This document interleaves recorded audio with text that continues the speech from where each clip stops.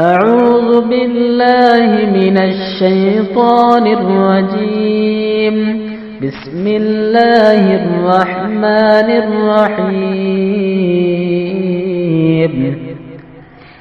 يا أيها الذين آمنوا لا تلهكم أموالكم ولا أولادكم عن ذكر الله ومن يفعل ذلك فأولئك هم الخاسرون. وأنفقوا مما رزقناكم من قبل أن يأتي أحدكم الموت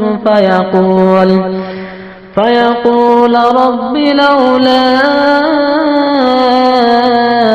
أخرتني إلى أجل قريب فأصدق وأكن من الصالحين